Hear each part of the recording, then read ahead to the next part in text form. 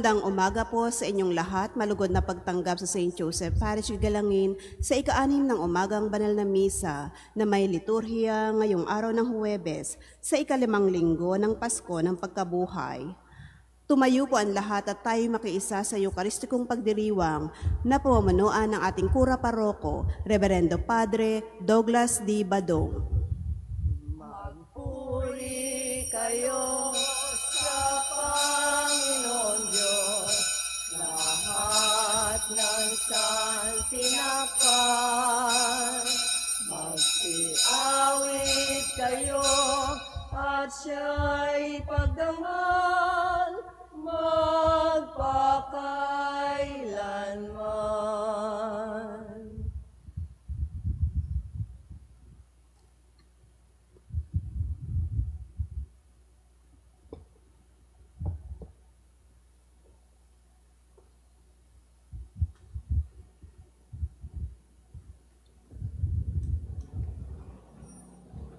Sa ngalan ng Ama at ng Anak at ng Espiritu Santo. Amen. Ang pagpapala ng ating Panginoong Hesu Kristo, ang pag-ibig ng Diyos Ama, at ang pakikipagkaisa ng Espiritu Santo naway sumainyong lahat. At sumaiyo rin. Mga kabatid, aminin natin ang ating mga kasalanan upang tayo'y maging marapat gumanap sa banal na pagdiriwang. Inaamin ko sa mga pangyarihang Diyos at sa inyo mga kapatid na lubha akong nagkasala sa isip, sa salita at sa gawa at sa aking pagkukulang. Kaya'y sinasamo ko sa mahal na Birheng Maria, sa lahat ng mga anghel at mga banal, at sa inyo mga kapatid na ako'y panalangin sa Panginoong ating Diyos. Kaawaan tayo ng makapangyarihang Diyos, patawarin tayo sa ating mga kasalanan at patnubayan tayo sa buhay na walang hanggan. Amen. Panginoon, kaawaan mo kami. Panginoon, kaawaan mo kami. Kristo, kaawaan mo kami. Kristo, kaawaan mo kami. Panginoon, kaawaan mo kami. Panginoon, kaawaan mo kami. Manalangin tayo. Ama naming makapangyarihan, sa iyong kagandahang loob, pinabubuti mo ang masasama at ginagawa mong maging banal ang mga dating alibugha. Makapiling ka nawa namin sa lahat ng iyong ginagawa. Makapiling ka nawa namin sa iyong mga handog na kusa. Ang iyong mga pinabuti ay wag nawang magsawa sa pagiging matatag sa banal na adhika, sa pamamagitan ni Hesu Kristo kasama ng Espiritu Santo magpasawalang hanggan. Amen.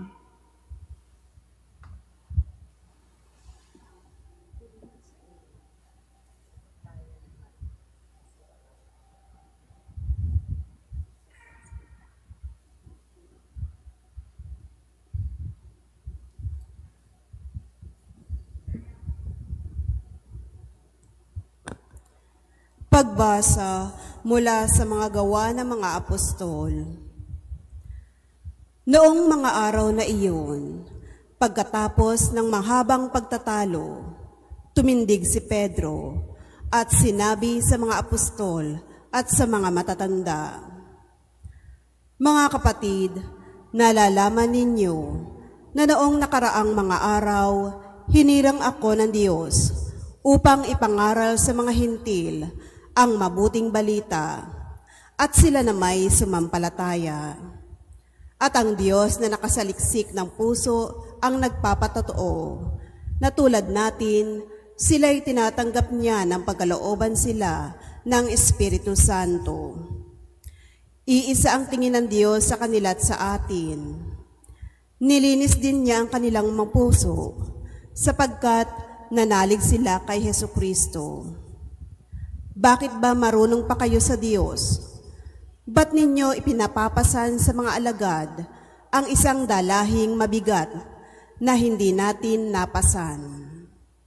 Ninang ating mga magulang, sumampalataya tayo at naligtas sa pamamagitan ng kagandahang loob ng Panginoong Hesus.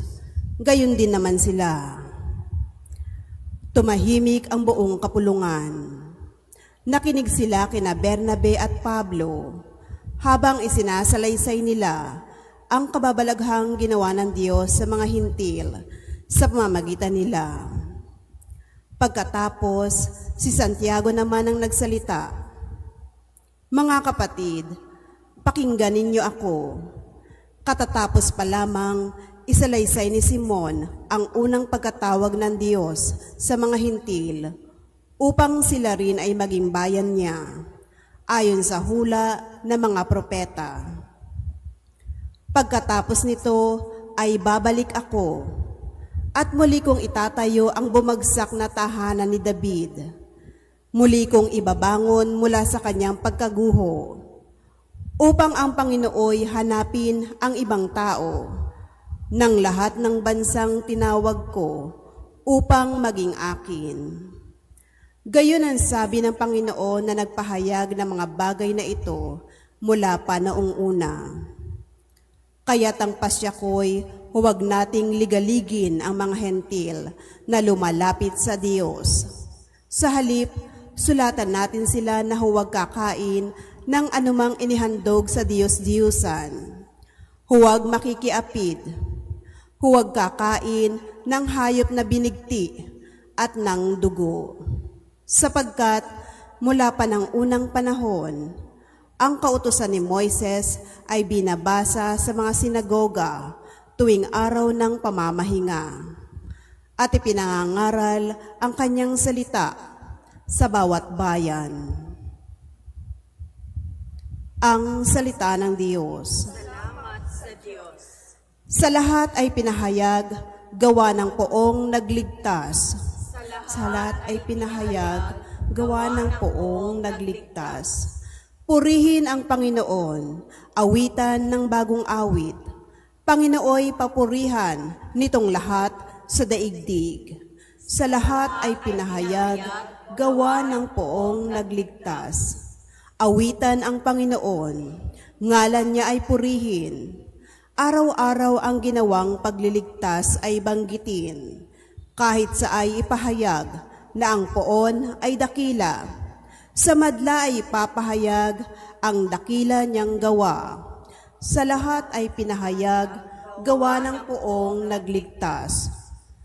Panginooy siyang hari, sa daigdig ay sabihin, sanlibot ay matatag na, kahit ito ay ugain. Sa paghatol sa nilikha, lahat ay pantay sa paningin. Sa lahat ay pinahayag, gawa ng poong nagligtas. Alleluia, alleluia,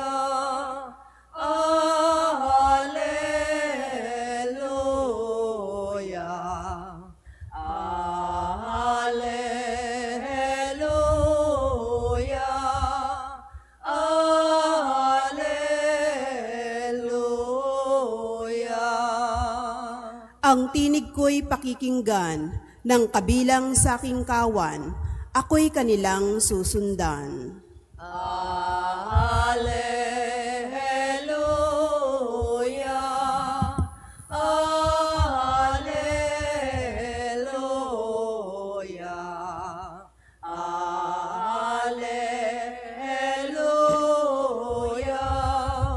alleluia, alleluia. Sumainyo ang Panginoon. At sumaiyo rin. Ang mabuting balita ng Panginoon ayon kay San Juan. Papuri sa iyo, Panginoon. Noong panahong iyon, sinabi ni Jesus sa kanyang mga alagad, kung paanong iniibig ako ng Ama, gayon din naman, iniibig ko kayo. Manatili kayo sa aking pag-ibig. Kung tinutupad ninyo ang aking mga utos, mananatili kayo sa aking pag-ibig.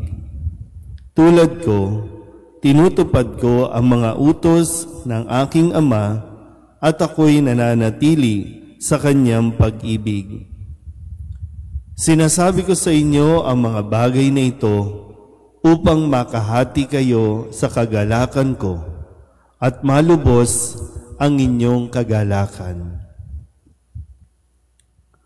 Ang mabuting balita ng Panginoon. Pinupuri ka namin, Panginoong Heso Kristo.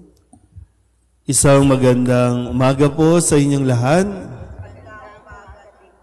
Ngayon po ay Huwebes sa ikalimang linggo ng Pasko ng Pagkabuhay.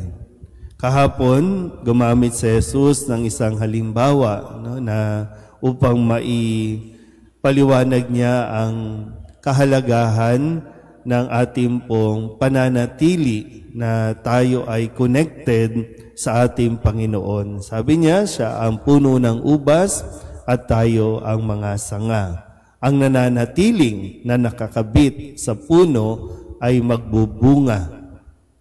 Ngayon naman, ang sinasabi sa atin ni Jesus, manatili kayo sa aking pag-ibig. Manatili sa pag-ibig. At yung pag-ibig ay binigay na rin niya yung halimbawa na kung paano siyang iniibig ng Ama, yung pattern, yung sinusundan niya. Kung paanong nagmamahal ang Ama, ito ang pagmamahal na ibinibigay ng anak. At itong anak na ito ang nagsasabi naman sa mga alagad na manatili kayo sa aking pag-ibig. At ang nananatili sa kanyang pag-ibig ay tumutupad ng kanyang mga utos. So, yung kahalagahan po na bawat araw ay pinipili natin na umibig. Pinipili natin na magmahal. Bakit tayo magmamahal? Dahil gusto nating sundin ang utos ni Jesus. Kung babalikan din natin ulit, yung mga tagpo, na bago pa mangyari ang lahat ng pagpapakasakin, lalo na po nung yung kwento na matapos silang kumain nung huling hapunan, umalis na si Judas. At pagkaalis ni Judas, ano ang sabi ni Jesus? Mag-ibigan kayo. Ito ang aking bagong utos, mag-ibigan kayo. So ngayon, sinasabi ulit ito sa atin ni Jesus bilang isang habilin, bilang isang nakaranas at alam niya bakit siya nananatili na umiibig. Muli, pinapatunayan ni Jesus ang kanyang pag-ibig sa pamamagitan ng pagsunod sa kagustuhan ng kanyang Ama. Nakuha po ba?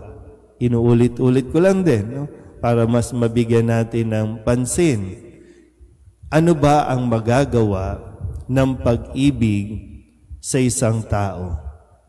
Ano ang napapala o mapapala natin kung bakit inuulit-ulit ni Jesus itong panawagan niya na manatili tayo sa kanyang pag-ibig? Sabi kasi ni Jesus, sinasabi ko sa inyo, kung gusto ninyong, sinasabi ko ito upang makahati kayo sa aking kagalakan. Makibahagi, makahati kayo sa aking kagalakan. Pero mo yun, yung makahati lang sa pag-ibig ni Jesus, yung lubos sa kagalakan, para sa tao, sabi dito, magiging lubos ang inyong kagalakan. So, saan manggagaling ang kaligayahan ng tao? Sa pag-ibig. Yung kahit na may mga pagsubok, kahit may mga problema, mas pinipili pa rin na umibig at yun ang magbibigay sa tao ng 100% joy. Kaya kahit kung mapapansin pala, kaya pala rin, kahit na napakarami na nating mga material na bagay, kahit nga tao kahit tao, hindi ito magbibigay sa atin ng 100% joy.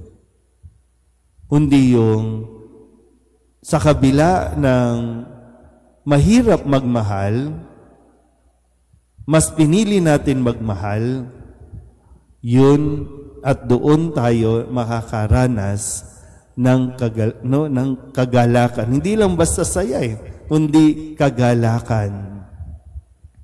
At makikita din naman yan sa atin. Yung kahit marami ka ng pera, bakit hindi ka masaya? Sa mga napapanood natin sa social media, mga tao, sa TV, kahit halos nasa kanila na ang lahat, kinaiinggitan na nga ng lahat. Pero bakit hindi nila makuha-kuhang maging masaya?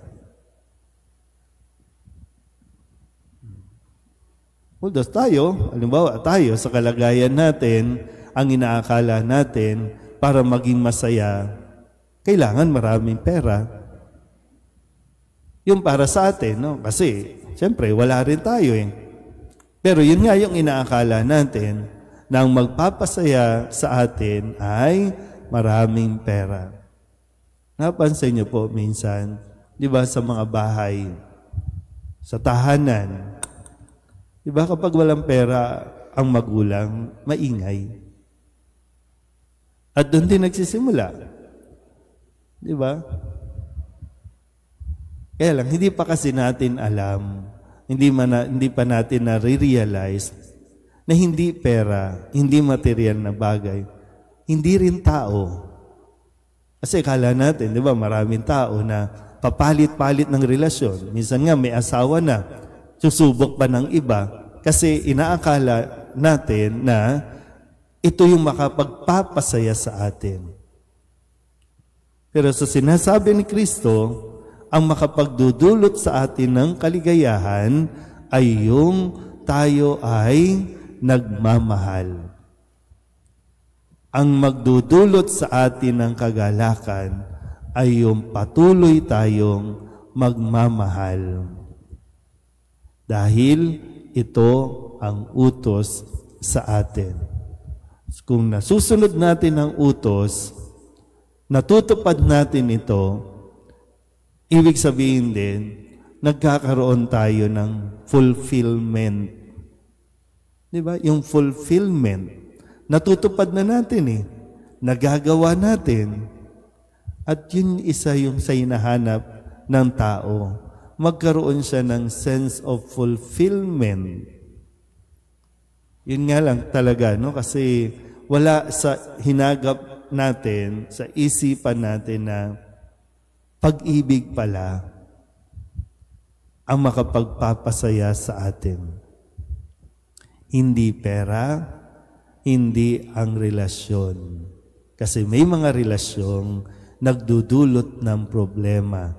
Dahil inaakala lang natin na ito ay pag-ibig. Pero marami tayong sinusuway. Di ba? May sinuway tayo. Minsan, akala natin, kaligayahan ko naman. Pero mayroon tayong pinalulungkot naman. Sasabihin natin, kalayaan natin, no? Pero meron tayong mga ikinukulong sa kalungkutan. So kahit kailan, tandaan po natin, no? Sana ma-realize natin kahit kailan, hindi tayo magiging masaya hanggat hindi natin natututunan ang magmahal ng ayon sa ipinakita at itinuturo ni Jesus. Amen?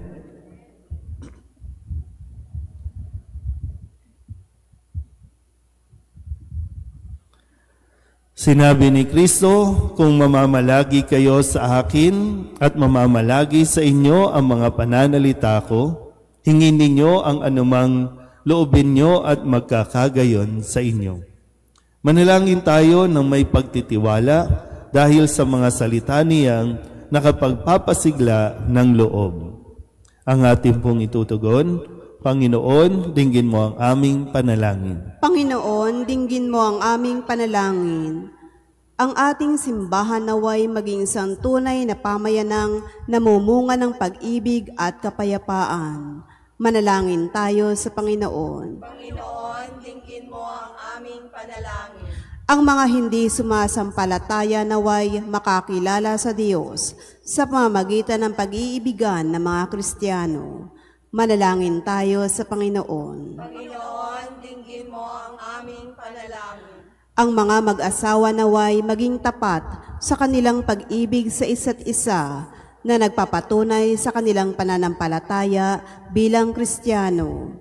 Manalangin tayo sa Panginoon. Panginoon, dinggin mo ang aming panalangin. Ang mga may sakit naway maging matatag sa kanilang pananampalataya at manatiling kaisa ni Jesus kahit sa kanilang pagdurusa. Manalangin tayo sa Panginoon. Panginoon, dinggin mo ang aming panalangin. Ang mga lumisan na sa buhay na ito, naway magdiwang ng walang katapusan sa tahanan ng Diyos sa langit. Manalangin tayo sa Panginoon. Panginoon, dinggin mo ang aming panalangin. Idulog din natin sa Panginoon ang ating mga personal na kahilingan at mga panalangin para sa ating mga pamilya. Kasama din ang mga kahilingan ng mga nanonood sa online. Lahat ng mga misang pasasalamat, espesyal na intensyon, agarang paggaling ng mga may sakit, at ang lahat ng mga kaluluwa na inihiling na ipagdasal sa misang ito.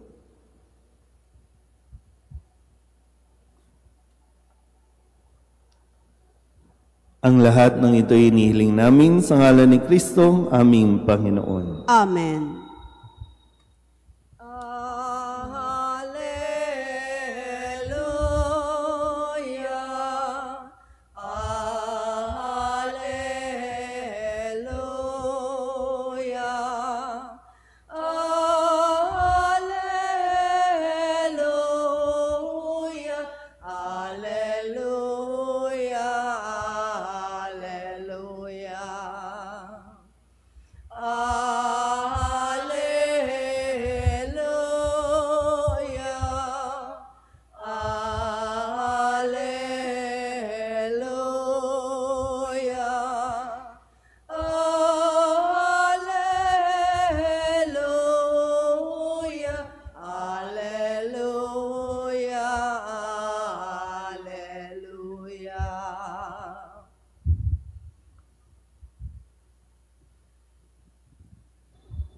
Manalangin kayo mga kapatid upang paghahain natin ay kalugdan ng Diyos amang makapangyarihan. Tanggapin nawa ng Panginoon itong paghahain sa iyong mga kamay, sa kapurihan niya at karangalan sa ating kapakinabangan at sa buong sambayanan niyang banal. Ama naming lumikha sa paghahain ng banal na pagpapalitan ng iyong mga kaloob at ng aming alay, kami pinapagsasalo mo sa iyong buhay na namumukod-tangi at walang kapantay. Ipagkaloob mo ang aming pakikinabang sa iyong pakikisamang aming maaasahan ay siya ring umiral sa aming pamumuhay araw-araw sa pamamagitan ni Jesucristo kasama ng Espiritu Santo magpasawalang hanggan. Amen. Sumainyo ang Panginoon. At sumaiyo rin. Itaas sa Diyos ang inyong puso at diwa. Itinaas na namin sa Panginoon. Pasalamatan natin ang Panginoong ating Diyos. Marapat na siya ay pasalamatan. Ama naming makapangyarihan, tunay ngang marapat na ikaw ay aming pasalamatan. Ngayong ipinagdiriwang ang paghahain ng Mesiyas, ang maamong tupa na tumubos sa aming lahat.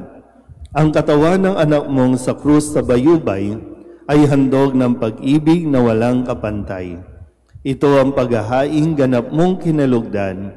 Ito ang nilonggati ng dating pag-aalay. Ang buong sarili ng anak mong si Jesus ay inihain sa iyo upang kami matubos. Siya ang dambana at paring naghahandog.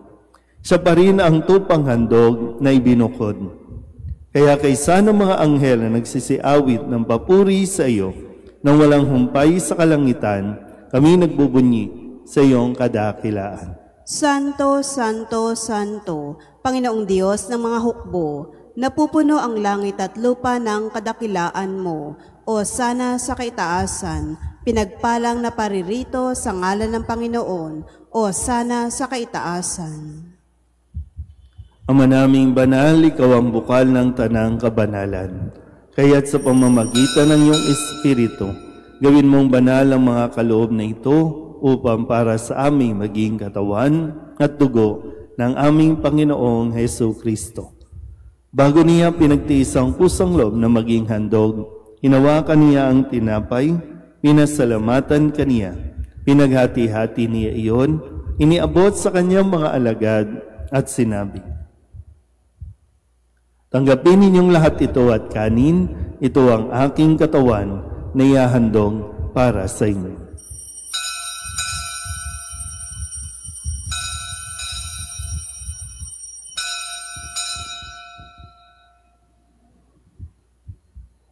Gayun din naman nang matapos ang hapunan, inawakan niya ang kalis, muli kaniyang pinasalamatan. Iniabot niya ang kalis sa kanyang mga alagad at sinabi, "Tanggapin ninyong lahat ito at inumin. Ito ang kalis ng aking dugo ng bago at walhanggang tipan, ang aking dugo na ibubuhos para sa inyo at para sa lahat sa ikapagpapatawad ng mga kasalanan. Gawin ninyo ito sa pag-alaala sa akin."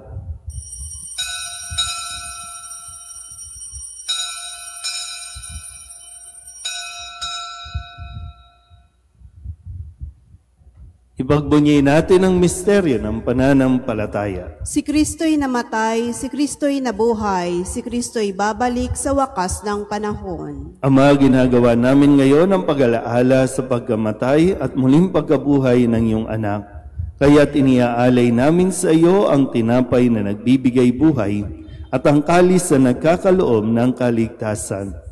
Kami nagpapasalamat dahil kami iyong minarapat na tumayo sa harap mo para maglingkod sa iyo. Sinasamo namin kami magsasalo-salo sa katawan at dugo ni Kristo ay mabuklod sa pagkakaisa sa pamamagitan ng Espiritu Santo.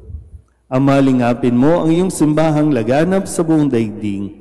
Puspusin mo kami sa pag-ibig kaysa ni Leon na aming Papa at ni Jose na aming Obispo at ng Tanang Kaparian. Alalahanin mo rin ang mga kapatid naming nahimlay na may pag-asang sila'y muling mabubuhay, gayon din ang lahat ng mga pumanaw. Kawaan mo sila at patuloyin sa iyong kaliwanagan. Kawaan mo at pagindapating kaming lahat na makasalo sa iyong buhay na walang wakas.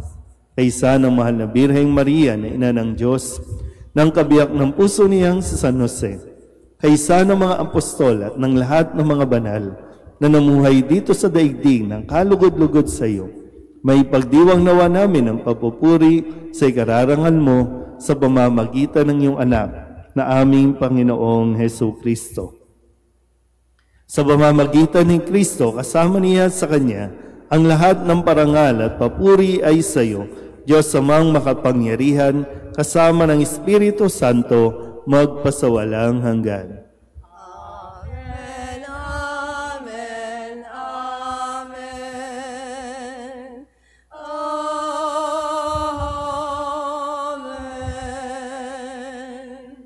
Amen. Amen, amen,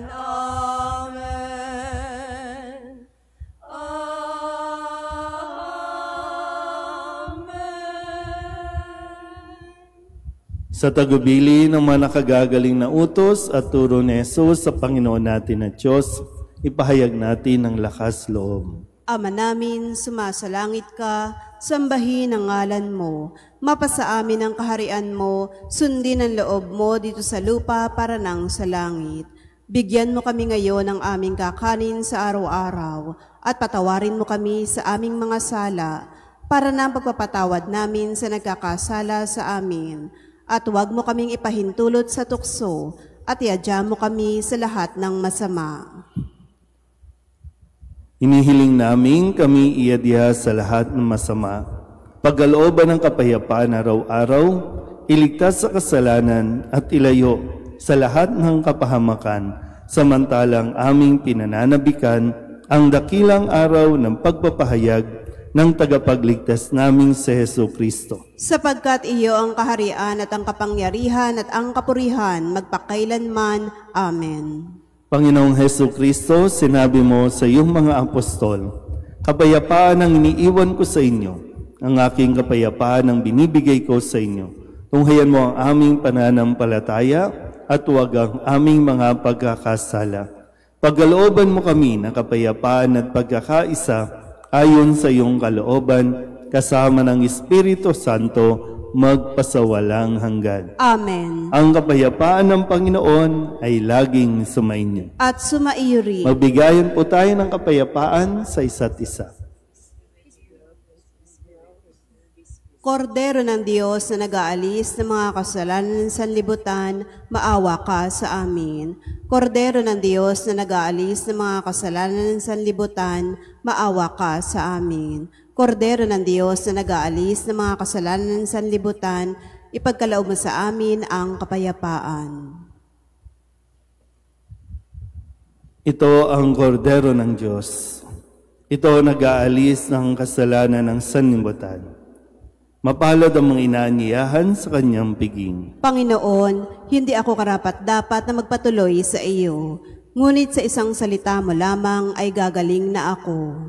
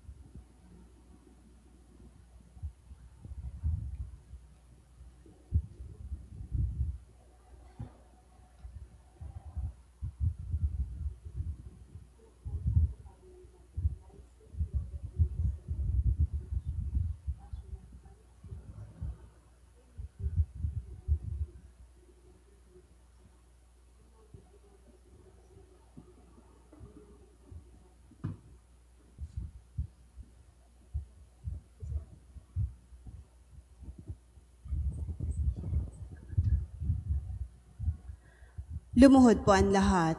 Panalangin para sa bagong halal na Santo Papa. Panginoong Jesus, mabuting pastol at dakilang pari, pinupuri at pinasasalamatan ka namin sa pagtawag mo kay Papa Leon ika-14 upang maglingkod bilang pastol ng buong simbahan. Pamunuan nawa niya kami bilang mabuting pastol na kumakalinga sa kanyang kawan at lumilingap sa mga naliligaw na tupa. Siya naway maging mapagmahal at nakikinig na ama, tapat na guro at katiwala ng iyong banal na misteryo. Pagkalooban mo siya ng kalusugan, lakas at karunungan. Patibayin mo ang ugnayan ng pagkakaisa upang mapaglingkuran ka namin bilang iisang katawan. Dalisayan mo kami at itaguyod sa pagmamalasakit, sapagkat ang iyong pag-ibig sa amin ay hindi nagmamaliw. Itulot mong kami ay masigasig na tumugon sa iyong misyon. Ikaw na nabubuhay at nagahari kasama ng Ama at ng Espiritu Santo, magpasawalang hanggan. Amen. Manalangin tayo. Ama naming mapagmahal, manatili kang kapiling ng iyong sambayanan, na ngayoy pinapakinabang mo sa iyong sariling buhay, at gawin mong kami pasulong na makahakbang mula sa dati naming pagkamakasalanan, patungo sa pagbabagong nagdudulot ng iyong kabutihan. Sa pamamagitan ni Jesucristo, kasama ng Espiritu Santo, magpasawalang hanggan. Amen. Atin pong gaganapin ang pag-aalay ng bulaklak sa Mahal na Birhen. Hail Mary, full of grace, the Lord is with you. Blessed are you among women, and blessed is the fruit of your womb, Jesus. Holy Mary, Mother of God, pray for us sinners, now and at the hour of our death. Amen.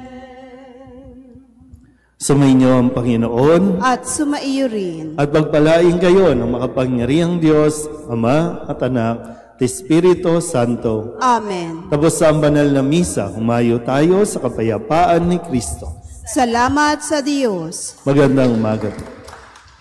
Magalak, huwag nang lumuha, hinamo ang tao sa sala. Kristong Jesus, tunay kang hari, kami sa'yo'y nagpupuri.